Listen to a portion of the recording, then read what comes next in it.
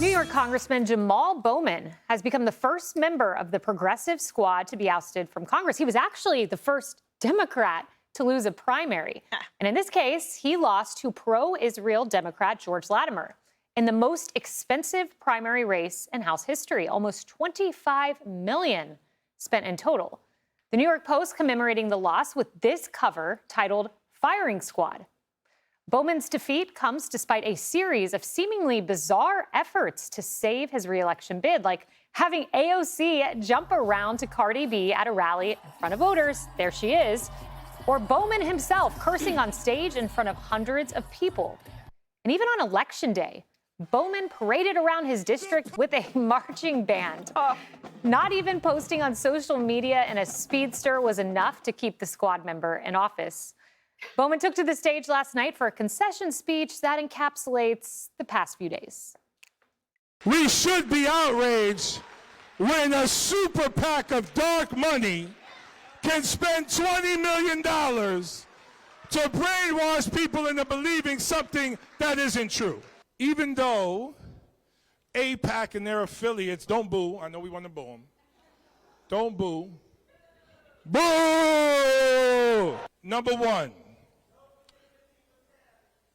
It's coming. Why you mess it up, yo?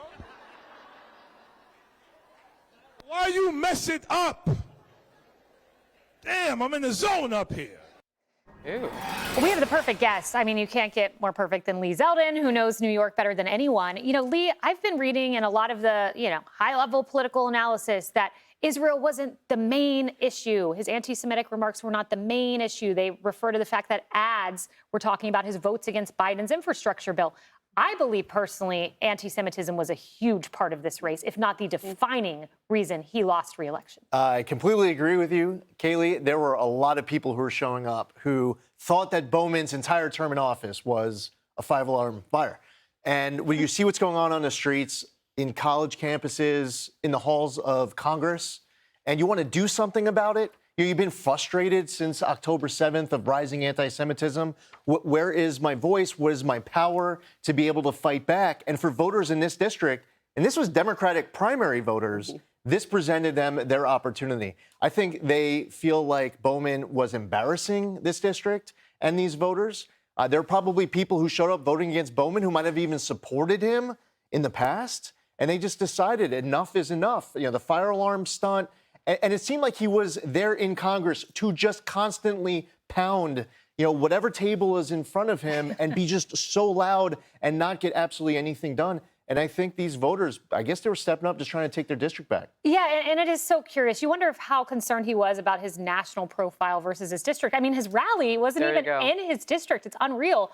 I read something in Axios, Harris, about AIPAC and the spending in this race. And it was intriguing because it was several elected Democrats who talked about the level of spending AIPAC did. And they quoted them. AIPAC's record-shattering spending has some House Democrats rattled. Listen to this quote. "The number is gross. I don't like it," one told Axios, calling the figure overkill. Another said, if anything, that much money could backfire because then you get people that are like, this is just wrong.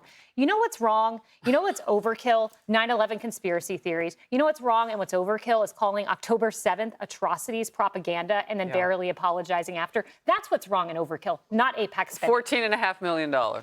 They did what they had to do. And actually, AIPAC was talking to the constituents. We've all pointed out that this wasn't even his district. Part of it was in AOC's district, so it could have benefited her more. Clearly, her constituents don't mind if she rips out her country and, bops around the stage or whatever, and he cusses like whatever. But it is a bigger grab. And you could see this. So who's he flexing for now? Because he was already down 17 points going into Election Day yesterday. And when you see this, and then when you hear George Latimer, a very moderate older gentleman, just talking about the issues, just let's focus on this. I mean, Bowman really lost his cause because he couldn't be a normal guy. He couldn't just in those moments talk about what was really facing the voters in his constituencies. And that sounds like the man in the White House. He's not really looking at that moment. He's looking at the one in November. They have that in common.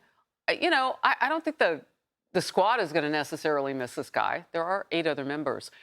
But maybe he was trying to get a job higher than this. Yeah, maybe so. I do want to, I forgot to pull this, but Emily, I do want to read this. So this was a Washington Post opinion piece, and the title of it was Jamaal Bowman was a Democratic Trump.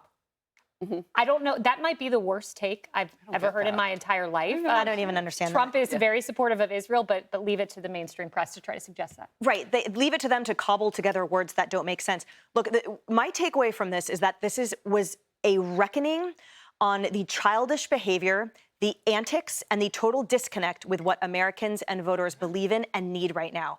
It is so outdated. It reminds me of when President Biden continues harping on January 6th or says that, democracy is threatened under Trump, like these phrases that were sort of large in 2016, and people maybe gave them a shot, and then what they got was just this for 4 years. They did not get any improvement. They got an erosion of security, safety. They got an explosion of anti-Semitism, and they got someone that, frankly, the behavior is not befitting the House of Congress, let alone any employment, in my opinion, right? Engaging in felonies that were reduced to misdemeanors.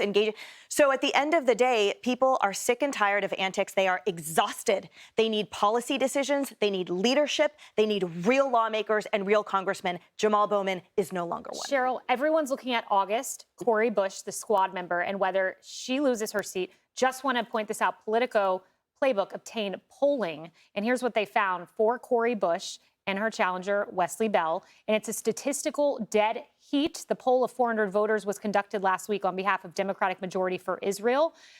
Both have been critical of squad members for their views of Israel, so the usual caveats apply. But we will note that the April poll from this organization nailed Latimer's margin of victory. Yeah, well, and actually, I'm going to quote Trey Gowdy, who was on America's Newsroom this morning, and he said, Cori Bush is in trouble. I'm going to believe Trey Gowdy as well. But a couple of things. First off, I would like to thank my fellow New Yorkers for voting with common sense. Those that got rid of Jamaal Bowman last night did the right thing. The other thing that I thought was incredulous is he didn't even call Latimer last night, by the way, to congratulate him on his win. Didn't even have the decency to do that. Shocker. Back to AIPAC, though, really quick here. And look, Jamaal Bowman is the perfect example of somebody that ignored his constituents, ignored what they wanted, ignored who they were. There you go. Didn't listen to them, didn't pick up the phone. Well, Richie Torres, who actually runs the district next to Jamaal Bowman, who's going to run it for just a short more amount of time, here's what he said. He said, look, AIPAC didn't illegally pull a fire alarm. AIPAC didn't vote against infrastructure. AIPAC didn't deny Hamas raped Israel women. Jamaal Bowman did. So you could, I could talk all day about this, but I won't. Yes. My mom left a note on the coffee pot for my dad. Bowman lost. There is hope for the country. I think a lot of Americans feel like my mom. Hey everyone, I'm Emily Campagno. Catch me and my co-hosts Harris Faulkner and Kayleigh McEnany on Outnumbered every weekday at 12 p.m. Eastern, or set your DVR. Also, don't forget to subscribe to the Fox News YouTube page for daily highlights.